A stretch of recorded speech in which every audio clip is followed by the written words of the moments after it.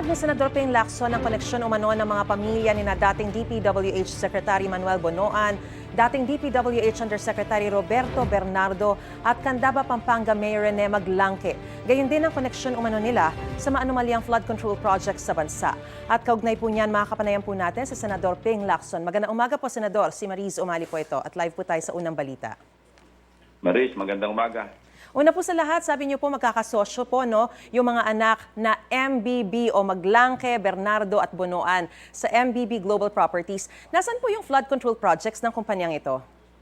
Hindi, walang flood control project ang MBB. Okay. Ang construction firm, yung Global Crit na pag-aari ng mga Maglangke. Hindi kasama doon yung mga anak ni dating Secretary Bonoan at saka ni dating Yusek Bernardo. Ano po ang proyekto nila? Nila sa MBB Properties. Okay. Pero yung ang construction firm, yung Global Crit na pag-aari ni Maglangke, ng Maglangke family.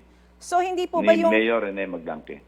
Senador, linawin ko lang po, yung Global Crit Builders na tinutukoy niyo pong kumpanya, hindi po ba ito yung may flood control projects mula 2018 hanggang 2024?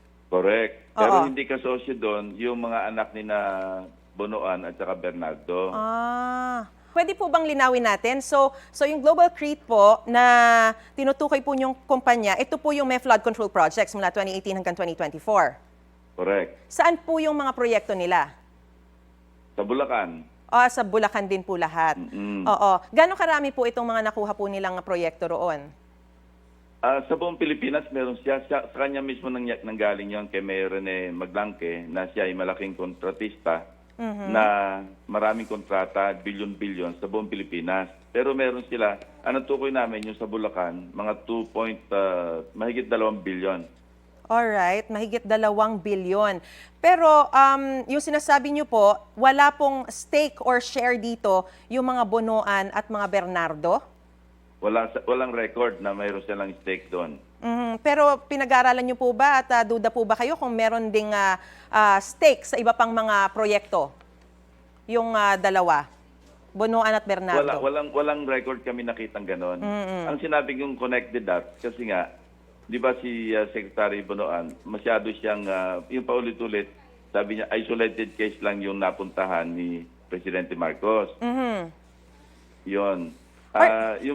Kasi hindi niya binanggit na magkalapit pala sila ni Mayor Maglangke na napalaking kontrata, ang malaking kontratista. So ang sinasabi po niya, kahit na isolated case, yung ibang mga proyekto nila, talagang completed naman. May mga substandard lumabas. So in other words, it's either ghost o substandard yung kanilang mga proyekto, wala talaga yung completed na maayos. So parang nakita Maris, substandard. Wala naman kami nakitang ghost. Wala pang ghost. Alright. Anyway, 2019 pa po nakaupong mayor si Rene Maglangke. Pwede po ba siya maging contractor ng gobyerno kahit siya po ay elected official? Obviously, hindi po, di ba? Hindi pwede. Kailangan nag-divest siya. Pero while nag-serve siyang mayor, nananatili siyang kontratista. At nagawa po niya ito dahil sabi ko connect the dots, kasi kung magkalapit, lumalabas, magkasosyo nga yung mga anak nila.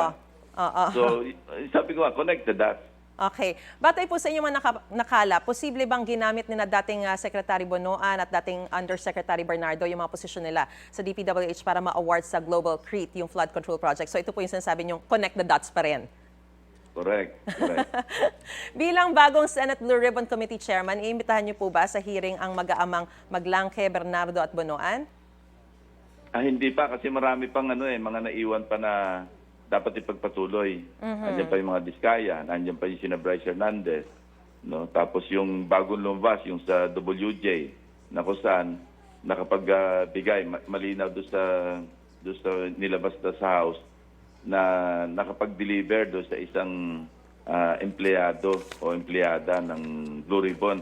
Actually, pinalipat na nga namin yon at nagsasagawa kami ngayon ng record check at saka background investigation sa lahat ng mga staff ng Blue Ribbon. Kasi nag-iimbestiga kami, pero kung meron palang ganong employee o staff na na-involved sa mga anomalyang proyekto, At yung pa nga, lumalabas na parang merong delivery ng obligation, quote-unquote. No?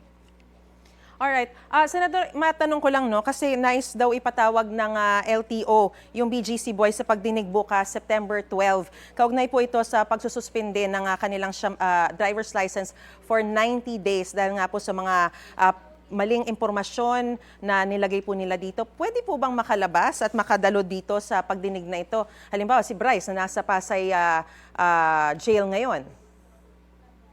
Ay, hihingi sila ng permiso sa sa Senate kasi ang may legal custody kay Bryce Hernandez, Senado. So hindi pwedeng basta dalhin yung kung saan-saan ng malibang kung korte, no? Kung saan-saan nung BJMP na kung saan merong physical custody sa ngayon. Para po sa inyo, kwalipikado po ba maging state witness sina Sara at Pacifico Descaya, pati na rin po itong sinasabi ko nga po si dating Bulacan Assistant District Engineer Bryce Hernandez? Hindi para sa akin kasi DOJ yun eh. Meron tayong batas na sumasaklaw dyan, yung batas sa Witness Protection Program. At ang magde-decide niyan, siyempre, yung DOJ, Department of Justice, kasi under ng Secretary of Justice yung Witness Protection Program.